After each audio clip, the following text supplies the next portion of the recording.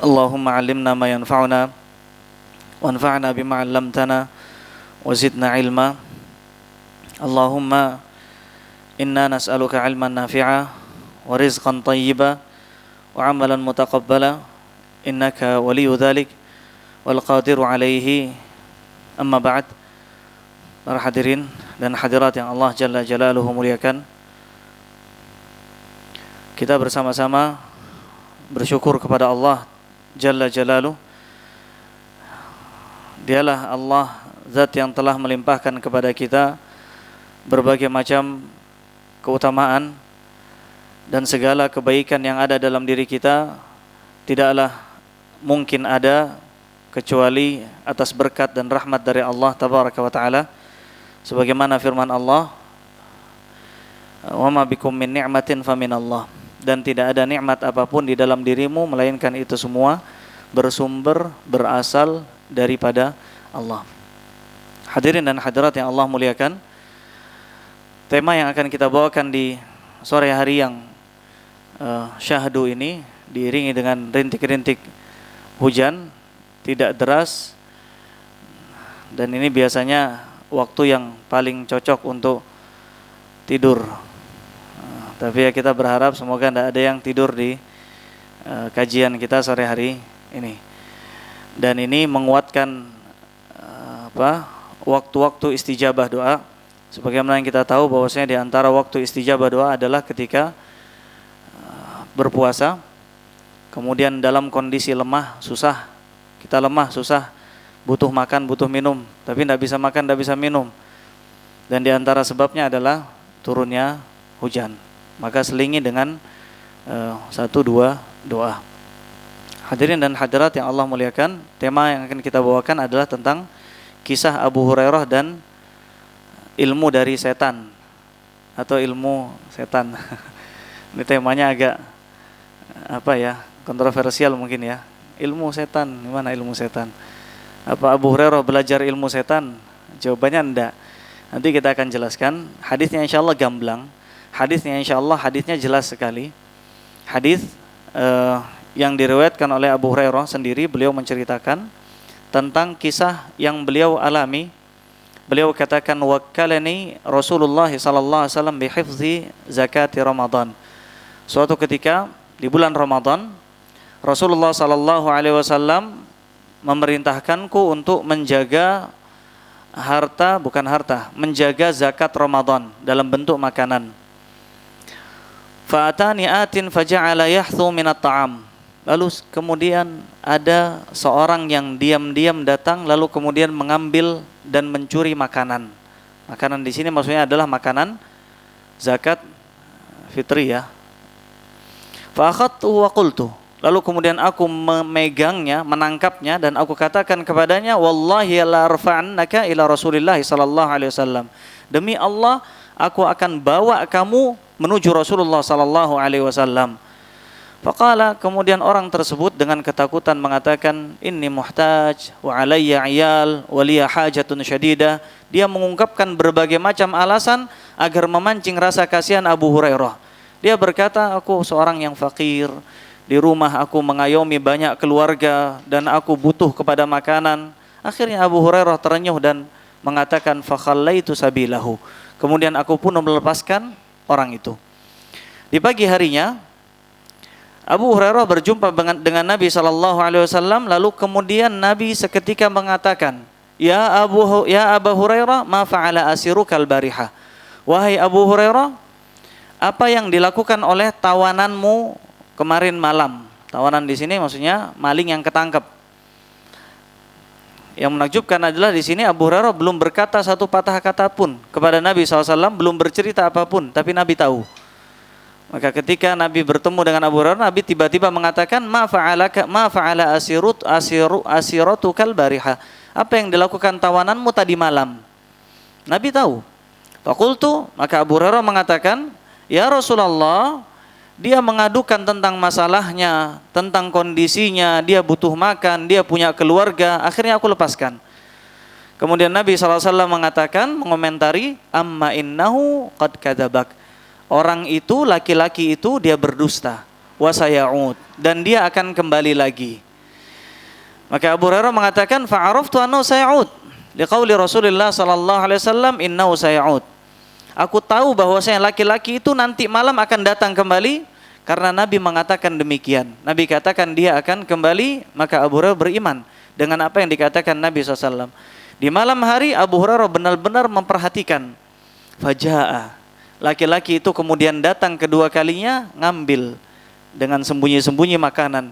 Ditangkap lagi oleh Abu Hurairah. Kemudian Abu Hurairah mengatakan, aku akan bawa kamu menuju Rasulullah. Laki-laki itu kemudian mengungkap alasan yang sama. Saya fakir, saya butuh makanan dan selanjutnya. Sampai keesokan harinya dilepaskan Abu Hurairah. Nabi SAW kemudian mengatakan, apa yang dilakukan tawananmu tadi malam? Kata Abu Hurairah, aku lepaskan ya Rasulullah. Maka kata Nabi SAW, amma innahu qad kadzabak. Lelaki itu dusta dalam ucapannya dan dia kembali lagi nanti malam. Ketiga kalinya. Di malam yang ketiga, Abu Hurairah benar-benar memperhatikan. Faja'a yahthu, laki-laki itu kemudian datang ketiga kalinya, lalu kemudian ditangkap dan dia akan dibawa menuju Rasulullah SAW. Sampai kemudian lelaki tersebut mengatakan kepada Abu Hurairah, da'ni, tinggalkan aku, lepaskan aku. Wa sawfa u'allimuka kalimatin yanfa'uka Allahu biha. Aku akan mengajarkan kepadamu kalimat, doa, zikir yang kalau kamu baca Allah akan menjagamu. Maka kemudian Abu Hurairah mengatakan dengan penasaran, mahiyah, kalimat apa itu? Lelaki itu mengatakan, idza awaita ila firashik, kalau kamu ingin tidur malam menuju ranjangmu, menuju kasurmu, faqra ayatal kursi, maka bacalah ayat kursi. Allahu la ilaha illa huwal hayyul qayyum sampai akhir ayat. Kata lelaki itu, fa innahu lan yazal 'alaika minallahi hafiz wa la yuqarribannaka syaitanun hatta tusbih. Kata lelaki itu, sungguhnya engkau ketika membaca ayat kursi di malam hari akan mendapatkan penjagaan dari Allah sampai keesokan harinya, dan tidak akan ada setan yang berani mendekat kepadamu sampai pagi hari. Maka kemudian lelaki itu pun dilepaskan oleh Abu Hurairah. Kemudian di pagi harinya Rasulullah SAW kembali bertanya kepadaku, apa yang dilakukan oleh tawananmu tadi malam? Aku pun menjawab, ya Rasulullah, dia berkata akan mengajarkan kepadaku kalimat yang dengannya aku berada dalam penjagaan Allah sampai aku di waktu pagi. Kemudian Rasulullah bertanya kepadaku, kalimat apa itu? Maka Abu Hurairah mengatakan, yaitu ayat kursi, Allahu la ilaha illa huwal hayyul qayyum. Kemudian Rasulullah SAW mengomentari, kata Rasulullah SAW, amma innahu qad sadaqaka wa huwa kadzub.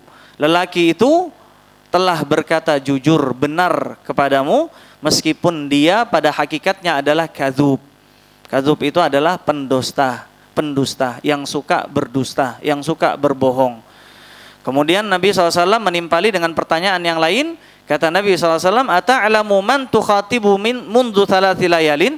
Apakah engkau tahu ya Abu Hurairah, siapa orang yang engkau ajak bicara semenjak 3 hari yang lalu? Kemudian Abu Hurairah mengatakan, la, tidak tahu. Maka kata Nabi SAW, dzaka syaitan. Itu adalah setan. Itu adalah setan. Jadi ini yang saya maksud ilmu setan. Ilmu setan ini ilmu yang bermanfaat. Tapi kita dapat ilmunya dari guru kita, dari setan. Dari setan. Kita tidak bilang guru ya, dari setan. Nanti kita akan sebutkan beberapa pelajaran dari hadis Abu Hurairah yang baru kita sebutkan. Para hadirin dan hadirat yang Allah muliakan, ternyata di sepanjang sejarah para sahabat Nabi ridwanullah alaihim, mereka pernah mengalami kejadian yang serupa dengan kisah Abu Hurairah radhiyallahu anhum dalam berhadapan dengan setan, dalam berhadapan dengan jin. Ketika saya bilang setan di sini maksudnya setan dari kalangan jin. Setan dari kalangan manusia banyak. Teman-teman yang ngajak mokel siang hari itu setan. Teman-teman yang ngajak tidak sholat jamaah itu setan dari kalangan manusia. Abu Jahal setan dari kalangan manusia. Tapi setan yang saya maksud di sini adalah setan dari kalangan jin. Dan diantaranya adalah kisah Abu Ayyub Al-Ansari radhiyallahu anhu, bahwasanya beliau memiliki wadah yang berisi kurma yang dia gunakan untuk menyimpan kurma. Kalau di kita mungkin seperti keranjang seperti itu untuk menyimpan kurma. Namun tiba-tiba jin-jin gaib, kalau bahasa Arabnya ghailan, sebagian mengatakan gaul, ghailan, sering datang dan mencuri kurmanya. Lalu kemudian Rasulullah pernah mengomentari tentang jin semacam ini yang namanya ghailan. Kata Nabi SAW, idza taghawwalat ghailan fa'alaikum bil adzan. Kalau muncul jin ghailan, maka segera kumandangkan azan. Jadi Nabi pun menyebutkan bahasa ghailan ini dalam sabda beliau sallallahu alaihi wasallam. Jadi ada jin yang kerjaannya seperti itu. Kerjaannya nyuri makanan. Dan dalam riwayat yang lain, jin tersebut mengajarkan kepada Abu Ayyub Al-Ansari tentang keutamaan ayat kursi. Lalu kemudian Abu Ayyub di pagi harinya berkata kepada Nabi, bertanya kepada Nabi tentang kejadian yang dia alami di malam hari. Maka Nabi mengatakan hal serupa, kata Nabi, shadaqaka wa huwa kadzub. Dia benar dalam perkataannya, padahal dia sejatinya adalah seorang pendusta, pembohong. Ini kisah yang lain. Kemudian ada kisah yang lainnya, kisah Ubay bin Ka'ab radhiyallahu anhu, bahwasanya Ubay bin Ka'ab radhiyallahu anhu menceritakan bahwa ayahnya, siapa ayahnya? Ka'ab. Ayahnya Ka'ab. Ubay bin Ka'ab, Ubay anaknya Ka'ab, ayahnya adalah Ka'ab. Memiliki jirin.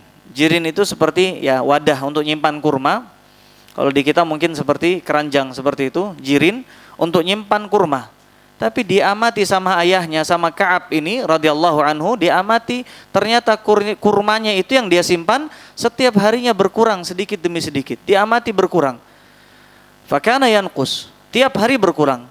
Setiap kali dia ngecek persediaan kurmanya, ia dapati jumlahnya berkurang. Maka suatu malam ayahnya pun Ka'ab ini radhiyallahu anhu berjaga-jaga untuk menangkap siapa pencurinya. Tiba-tiba di malam hari dia melihat sosok makhluk seperti hewan, tubuhnya sebesar anak-anak yang sudah baligh usia 10-12 tahun. Jadi kalau dari cerita seperti ini ya hewan tapi seperti bisa berdiri seperti manusia. Maka Ka'ab pun menyapa hewan itu dan mengatakan assalamualaikum. Hewan itu ngomong balas, waalaikumsalam. Kalau kita di mana kita? Assalamualaikum, waalaikumsalam. Mungkin kita sudah ngacir, kabur dari rumah. Dijawab waalaikumsalam. Lalu kemudian Ka'ab bertanya, ayahnya Ubay bin Ka'ab bertanya, ma anta? Kamu ini apa? Kamu ini apa? Jinnun au insun? Kamu ini jin atau manusia? Maka makhluk itu menjawab jin. Saya adalah jin. Maka Ka'ab pun meminta jin tersebut untuk mengulurkan tangannya. Maka diulurkan tangannya. Fa idza yaduhu yada kalbin wa sya'ruhu sya'ra kalbin. Maka kemudian ketika dia ulurkan tangannya, hewan yang mirip dengan manusia dan mirip dengan hewan juga, diulurkan tangannya, maka dilihat tangannya itu seperti tangannya anjing dan bulunya bulu anjing. Maka kemudian Ka'ab pun bertanya, hadza khalqul jin? Apakah seperti ini bentuknya jin? Maka jin itu menjawab, laqad alimatil jinnu anna fihim man huwa ashaddu minni. Kaum jin tahu bahwasanya di antara mereka ada yang sosoknya lebih kuat dibandingkan sosok seperti ini. Di antara mereka ada yang sosoknya lebih menyeramkan daripada sosok seperti ini. Ka'ab bertanya lagi, malladzi yahmiluka ala ma sana'at? Kenapa engkau mencuri? Maka jin itu menjawab, balaghani annaka tuhibbus shadaqah. Aku dengar kabar dari teman-temannya bahwasanya engkau itu orang yang gemar bersedekah. Fa ahbabtu an usiba min ta'amik, maka aku ingin mengambil bagianku. Datang ke rumahnya karena tahu ini orang yang suka bersedekah. Sengaja ingin mengambil makanannya Ka'ab karena ini adalah bagian sedekah untuknya. Dia menganggap seperti itu. Kemudian Ka'ab bertanya lagi, malladzi yuhrizuna minkum? Kiranya apa yang bisa melindungi kami dari gangguan kalian? Maka jin itu menjawab, hadhil ayah. Ayat ini yaitu ayat kursi. Maka Ka'ab pun membiarkannya pergi. Keesokan harinya ia pun bertanya kepada Nabi SAW. Maka kata Nabi SAW, sadaqal khabith. Khabith ini, makhluk jahat ini, makhluk menjijikkan ini, benar dalam perkataannya. Kalau kita masuk kamar mandi doanya apa? Allahumma inni a'udzubika minal khubuth. Khubuth itu jamak dari khabith. Khabith itu maksudnya setan. Maksudnya adalah jin dari setan dari kalangan jin. Ini kisah yang ketiga. Ada kisah lain, kisah bergulatnya seorang, dalam riwayat disebutkan orang ini adalah Umar bin Khattab, bergulat dengan jin, yang kata sahabat tersebut ketika berhasil mengalahkan jin itu, inni la araka dha'ilan, sungguh aku melihat tubuhmu kecil sekali, kurus sekali, seolah-olah tanganmu itu seperti tangannya anjing. Lalu kemudian lelaki ini bertanya kepada jin, fahal antumul jin hakadha, apakah begini sosok jin, am annaka anta dha'ifun min bainihim, atau engkau ini adalah jin yang paling lemah? Maka jin itu menjawab, wallahi inni minhum la dhali', sungguh aku adalah jin termasuk di antara kalangan jin yang paling kuat di antara jin yang lainnya. Kemudian jin itu berkata, awidni thaniyah, ayo bergulat lagi sekali lagi, kedua kalinya. Fa in sara'tani 'allamtuka syai'an yanfa'uk, kalau engkau berhasil mengalahkanku kedua kalinya, aku akan ajarkan engkau kalimat yang berguna untukmu. Kalimat itu apa? Yaitu surat ayat kursi. Demikian pula surat Al-Baqarah, dari ayat-ayat terakhir dari surat Al-Baqarah. Ini beberapa kisah yang menceritakan bahwasanya sebagian sahabat pernah berjumpa dengan setan dari kalangan jin, yang kalau kita bayangkan seandainya kita yang berada dalam kondisi para sahabat tersebut, mungkin kita sudah kencing di tempat, sudah lari carut marut. Ini kalau kita, ini membuktikan betapa jauhnya keimanan kita dengan keimanan para sahabat Nabi, betapa jauhnya tawakal kita dengan tawakalnya para sahabat Nabi radhiyallahu alaihim.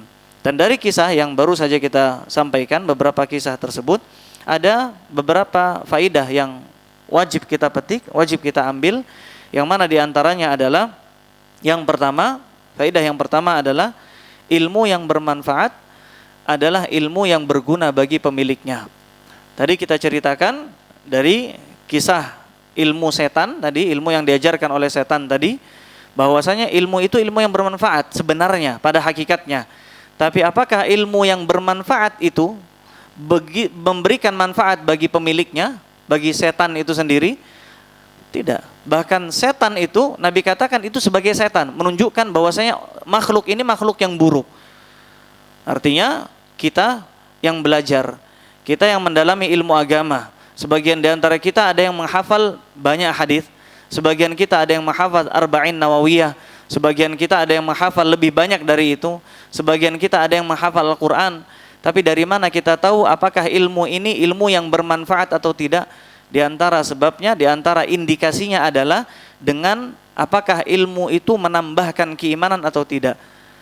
Di antara indikasi yang lain adalah apakah ilmu tersebut bisa berubah menjadi amal yang saleh diterima di sisi Allah atau tidak. Ketika ilmu yang kita pelajari malah semakin membuat kita congkak, semakin membuat kita sombong, maka dari sini kita tahu bahwasanya ilmu tersebut ilmu yang tidak bermanfaat, yang Nabi sendiri memohon agar dijauhkan dari ilmu semacam itu. Nabi berdoa, Allahumma inni a'udzubika min ilmin la yanfa'. Ya Allah, aku mohon perlindungan kepadamu dari ilmu yang tidak bermanfaat. Dan Nabi ajarkan kita untuk minta ilmu yang bermanfaat. Apa doanya? Allahumma inni as'aluka ilman nafi'ah. Setiap kali selesai salat subuh kita berdoa ilmu yang bermanfaat. Apa indikasi ilmu yang bermanfaat? Ilmu tersebut apa? Menambah keimanan dan menambahkan amal saleh. Dan di antara indikasi ilmu yang bermanfaat adalah ilmu tersebut tidak mengkhianati kita di saat kita butuh kepadanya. Ilmu tersebut tidak mengkhianati kita di saat kita butuh kepadanya. Ada ustadz ketika ngajar, dia menghafal Al-Quran, menghafal hadis, tapi kemudian ilmu tersebut hilang di saat dia butuh dalil, menunjukkan bahwasanya ilmu tersebut tidak bermanfaat. Mungkin ustadz tersebut riya ketika mengajar, mungkin ustadz tersebut ingin mencari ketenaran ketika mengajar, Allahu a'lam. Tapi itu di antara indikasi ilmu yang tidak bermanfaat. Apa indikasi yang ketiga? Ilmu tersebut hilang di saat kita sedang butuh-butuhnya kepada ilmu tersebut. Di antaranya adalah ilmu la ilaha illallah. Setiap masing-masing dari kita berharap masuk ke dalam golongan yang Nabi SAW sabdakan, siapa orang yang mengatakan terakhir kali ucapannya ketika sebelum meninggal adalah kalimat la ilaha illallah dakhalal jannah, Setiap masing-masing dari kita pasti ingin menjadi orang seperti itu. Akhir ucapannya tidak berbicara tentang dunia, tidak berbicara tentang maksiat, tapi la ilaha illallah. Tapi siapa di antara kita yang bisa menjamin akhir ucapan kita la ilaha illallah? Di antara indikasi ilmu yang bermanfaat adalah la ilaha illallah ini ada ketika kita membutuhkannya di akhir hayat.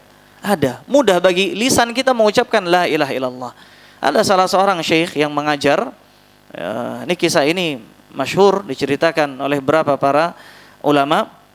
Seorang syekh yang mengajar, syekh tersebut di suatu ketika syekh mengajarkan ilmu tauhid, mengajarkan syarah penjelasan kalimat la ilaha illallah. Lalu kemudian di suatu ketika ada murid syekh tersebut yang melihat bahwasanya syekh ini gemar sekali memelihara hewan. Suka melihara burung, suka melihara kucing. Maka kemudian murid ini memberikan hadiah berupa babgha. Babgha itu burung beo, burung kakak tua. Babgha itu burung kakak tua. Kita tahu burung kakak tua ini burung yang suka menirukan ucapan. Karena saking sukanya syekh ini terhadap burung yang diberikan kepadanya, dibawa burung ini setiap kali syekh tersebut ngajar. Dan syekh ngajar kalimat la ilaha illallah. Saking seringnya dibawa ngajar, sampai-sampai burung tersebut hafal kalimat la ilaha illallah. Itu jadi ucapan favoritnya. Burung itu selalu mengucapkan la ilaha illallah. Ini burung mengucapkan kalimat la ilaha illallah. Di suatu ketika, di suatu hari, murid-murid syekh tersebut menemukan syekhnya dalam kondisi sedih sekali, dalam kondisi menangis. Lalu kemudian ketika murid-muridnya mencari tahu sebenarnya apa yang membuat syekh tersebut menangis, ternyata burungnya mati. Ternyata burung kakak tua itu mati dimangsa kucingnya syekh. Mati, sudah mati. Kemudian muridnya mengatakan, ya syekh, kalau ini masalahnya kami akan belikan engkau burung kakak tua yang lebih mahir dalam berbicara dibandingkan burung ini. Selesai masalah, sudah tidak usah menangis. Tapi kemudian syekh tersebut mengatakan, bukan itu sebab mengapa aku menangis. Tapi aku menangis karena aku tahu bahwasanya burung ini gemar sekali mengucapkan kalimat la ilaha illallah, tapi ketika burung ini diterkam kucing, tidak ada sama sekali satu patah kata pun keluar kalimat la ilaha illallah di akhir kehidupan burung tersebut. Maka aku khawatir, aku yang selama ini mengajarkan kalimat la ilaha illallah, tapi ternyata ilmu tersebut hilang ketika aku membutuhkannya, yaitu ketika di akhir hayat.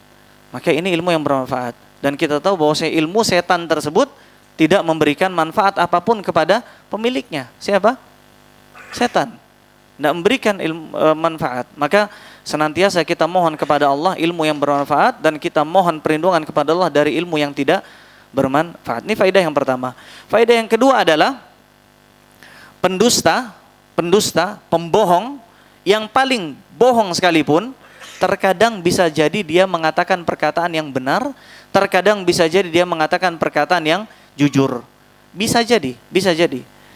Tadi kita ceritakan hadis Abu Hurairah tentang setan yang Nabi katakan tentang sifat setan tersebut adalah kadzub. Apa arti kadzub? Kadzub itu pendusta. Kalau dalam bahasa Arab ada yang namanya mubalaghah, ada namanya mubalaghah untuk menunjukkan istilahnya sesuatu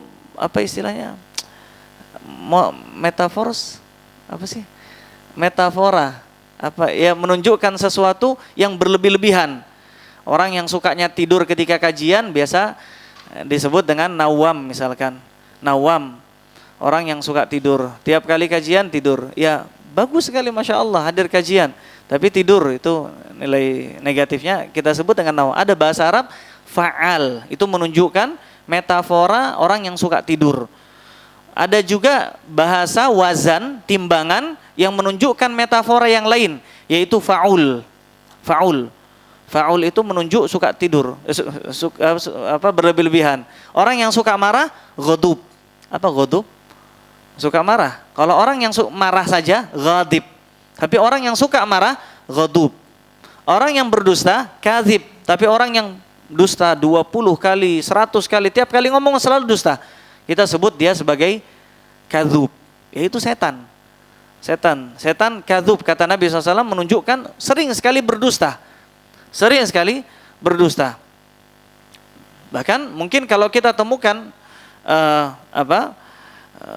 ada sebagian orang yang meruqyah, ini termasuk kesalahan. Sebagian orang ketika meruqyah ada kesempatan untuk berbicara, ngobrol sama jin, kadang diajak ngobrol, ditanyain A, B, C pertanyaan, kemudian dibenarkan ucapannya, padahal Nabi katakan huwa kadzub.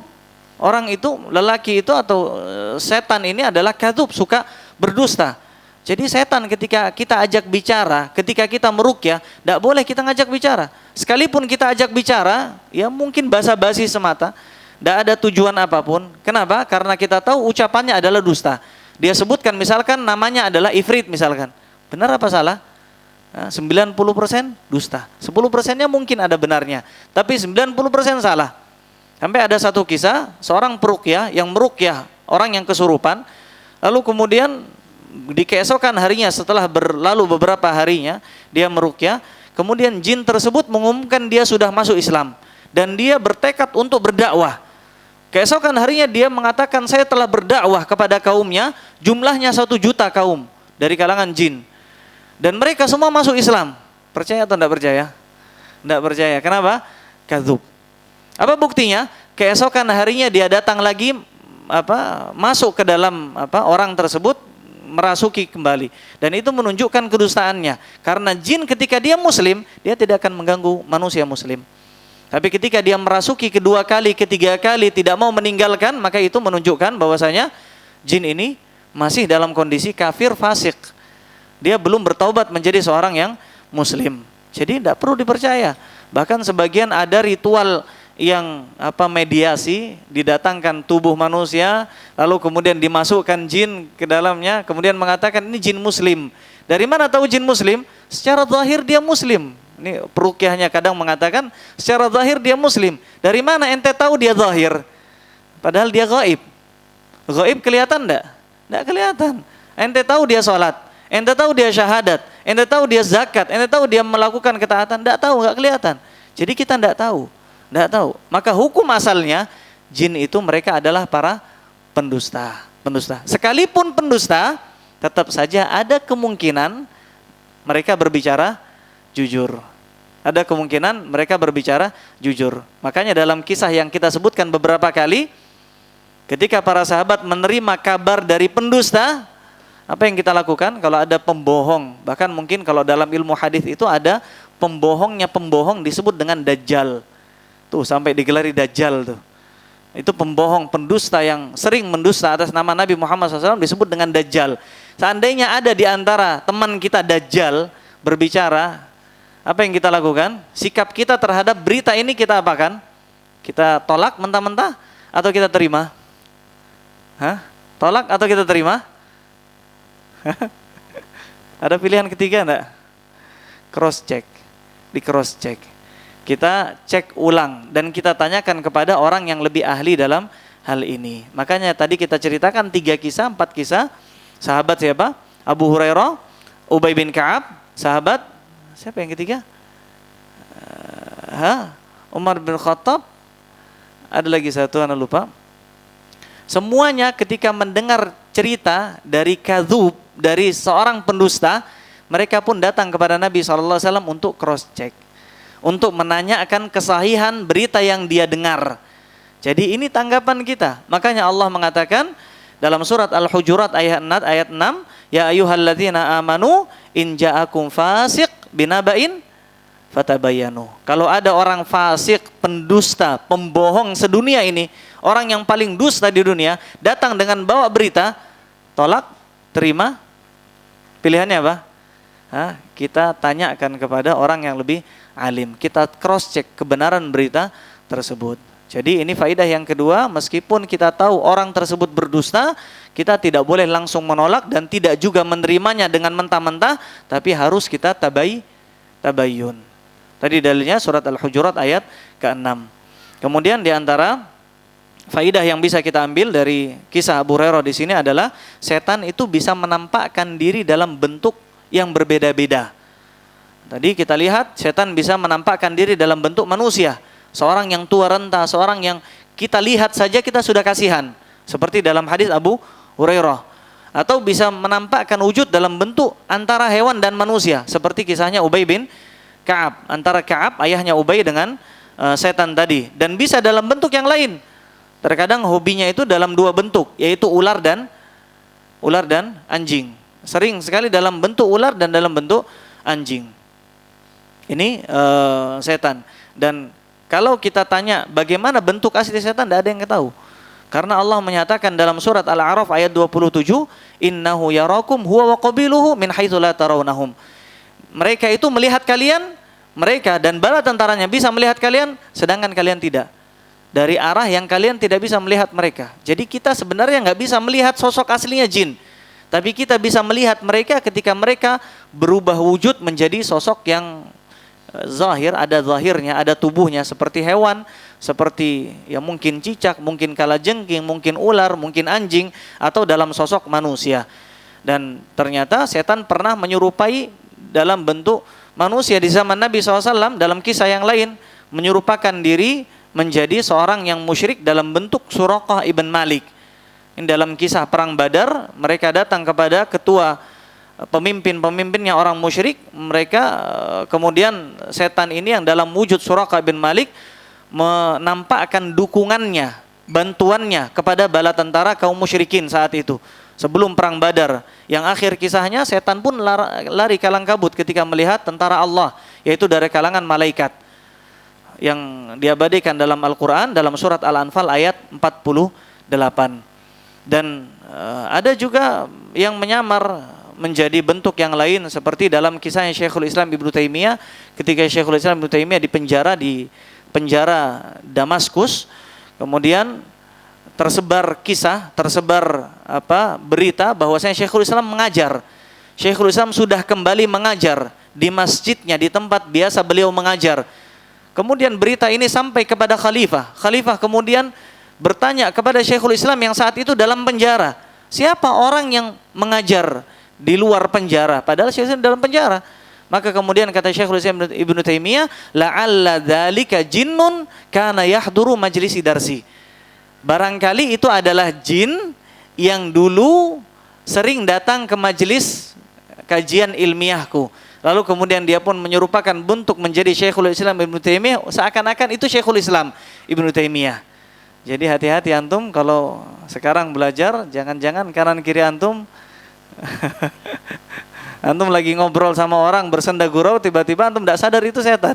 Bisa jadi tidak ada dari kita yang tahu. Maka banyak-banyak berdoa, minta perlindungan kepada Allah. Masuk rumah baca doa, keluar rumah baca doa, kemudian mau makan baca doa, masuk ke tempat yang asing kita baca doa dengan doa, apa doanya? A'udzu bikalimatillahi tamat min syarri ma khalaq, tiga kali. Ini faidah yang ketiga, setan bisa menyerupakan bentuk menjadi rupa yang beragam. Kemudian di antara faidah yang lain adalah bahwasanya hadis ini mengajarkan kita tentang keutamaan ayat kursi. Dan ayat kursi adalah ayat yang paling agung dalam Al-Quran. Sebagaimana hadis Ubay bin Ka'ab, Nabi SAW datang kepada beliau, Ubay bin Ka'ab, lalu kemudian bertanya kepada beliau satu pertanyaan. Atadri, apakah engkau tahu wahai Ubay, ayya ayatin fi kitabillahi ma'aka azam? Ayat apa yang telah kamu hafal dari Al-Quran? Ubay bin Ka'ab termasuk qurra'nya sahabat, termasuk penghafal Qur'annya dari kalangan sahabat. Kata Nabi, ayat apa yang engkau hafal dari Al-Quran yang dia adalah ayat yang paling mulia? Maka kemudian Ubay bin Ka'ab mengatakan, Allahu la ilaha illa huwal hayyul qayyum, yaitu ayat kursi. Ayat kursi. Maka kemudian Nabi SAW dengan bangga menepuk dada Ubay bin Ka'ab. Ubay bin Ka'ab kunyahnya adalah Abul Mundhir. Kemudian Nabi SAW mengatakan, liyahni'aka ilmu ya Abul Mundhir. Kata Nabi SAW, semoga Allah berkahi ilmu yang ada dalam dadamu wahai Abul Mundhir. Jadi benar apa yang dikatakan oleh Abul Mundhir, yaitu ayat yang paling agung adalah ayat kursi. Mengapa demikian? Mengapa ayat kursi dan tidak ayat-ayat yang lain? Mengapa bukan ayat tentang hutang? Yang ayat tentang hutang itu satu halaman penuh. Kenapa bukan itu? Kenapa ayat kursi? Jawabannya adalah karena kandungan yang dikandung di dalam ayat kursi sepenuhnya berisi tentang puji-pujian kepada Allah Tabaraka wa Ta'ala. Dan yakin bahwasanya segala apapun yang di situ mengandung pujian kepada Allah, pengagungan kepada Allah, maka hal tersebut akan menjadi hal yang paling mulia. Di antara contohnya adalah ilmu tauhid, ilmu yang paling mulia. Apa sebab? Karena kita belajar tentang hak Allah dan menjauh dari kezaliman terhadap hak kepada Allah. Makanya kita belajar ilmu tauhid. Makanya ilmu tauhid menjadi ilmu yang paling mulia dibandingkan ilmu yang lain. Dibandingkan dengan ilmu dunia, ilmu tauhid lebih mulia. Dibandingkan dengan ilmu tafsir, ilmu tauhid lebih mulia. Kemudian ada surat yang ta'dilu thulutsal Quran. Surat yang setara dengan sepertiga Al-Quran. Surat apa? Surat Al-Ikhlas. Kenapa surat Al-Ikhlas? Padahal surat Al-Ikhlas surat yang paling pendek, menjadi favorit para imam dan makmum. Kenapa surat Al-Ikhlas? Karena di dalamnya mengandung tentang kemurnian, mentauhidkan Allah. Dari awal ayat sampai akhir ayat isinya tentang pengesaan kepada Allah Jalla Jalaluh. Karena itu Al-Ikhlas menjadi surat yang paling mulia. Lalu kemudian surat yang paling mulia, surat Al-Ikhlas menjadi sepertiga Al-Quran. Surat yang paling mulia, surat apa? Surat Alhamdulillahirabbil alamin, yaitu surat Al-Fatihah. Kenapa? Karena di dalamnya mengandung 3 unsur tauhid, yaitu tauhid rububiyah, uluhiyah, dan asma wa sifat. Rububiyah di mana? Alhamdulillahirabbil alamin, Rabb, penguasa alam, pengatur alam. Kemudian uluhiyahnya iyyaka na'budu wa iyyaka nasta'in, penghambaan kita beribadah hanya kepada Allah. Asma wa sifatnya banyak, Rabbul alamin, Allah, kemudian Ar-Rahman, Ar-Rahim. Karena mengandung 3 hal maka menjadi mulia. Demikian pula ayat kursi. Mengapa ayat kursi menjadi ayat yang paling agung dalam kitabullah? Jawabannya, alasannya adalah karena di dalamnya mengandung tentang pengagungan kepada nama-nama Allah. Di situ disebutkan nama Allah, Allahu la ilaha illa, kemudian disebutkan nama lain yaitu Al-Hayyul Qayyum, dan di akhir ayat ada Al-Ali Al-Azim. Kemudian di dalam ayat kursi di situ disebutkan tentang tentang pengagungan kepada Allah Jalla Jalaluh. Di dalamnya menunjukkan tentang pengagungan kepada Allah Tabaraka wa Ta'ala, yaitu kursi. Ketika Allah menyebutkan wasi'a kursi. Apa kursi? Kursi itu adalah tempat meletakkan kedua kaki. Kalau kita lihat raja-raja, biasanya mereka punya tempat meletakkan kedua kaki. Para raja, mereka punya. Dan Allah pun punya. Walillahil matsal a'la. Tentu kita tidak bisa menyamakan Allah dengan para raja. Allah punya tempat meletakkan kedua kaki yang disebut dengan kursi. Dan ini yang disampaikan oleh Abdullah ibn Abbas dalam tafsiran apa itu kursi. Kursi itu adalah tempat meletakkan kedua kaki.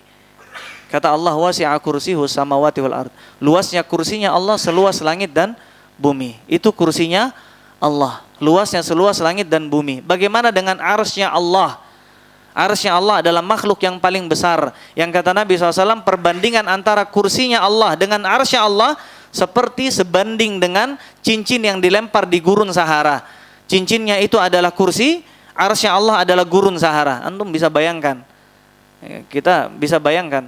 Dan perbandingan antara arsy-nya Allah dengan Allah Jalla Jalaluh sebanding dengan cincin yang dilemparkan di gurun Sahara. Antum bisa bayangkan seberapa besar Allah Tabaraka wa Ta'ala. Jadi orang yang berilmu ketika dia mengatakan kalimat Allahu Akbar, terenyuh hatinya karena dia tahu seberapa besar Allah Tabaraka wa Ta'ala. Makanya ayat kursi menjadi ayat yang paling mulia, paling agung. Kenapa? Menunjukkan tentang kemahabesaran Allah Tabaraka wa Ta'ala. Jadi ini hadis ini menyebutkan tentang ayat kursi. Dan kita sebutkan kenapa ayat kursi menjadi ayat yang paling agung, karena di dalamnya terdapat pengagungan tentang kemahabesaran Allah Tabaraka wa Ta'ala, yaitu pada ayat wasi'a kursiyyuhus samawati wal ard. Lalu kemudian di antara faidah yang lain adalah ilmu Nabi SAW tentang hal gaib adalah mukjizat. Ilmu Nabi SAW tentang hal gaib adalah mukjizat. Dan di antara mukjizat Nabi SAW, beliau mengetahui sebagian dari hal gaib.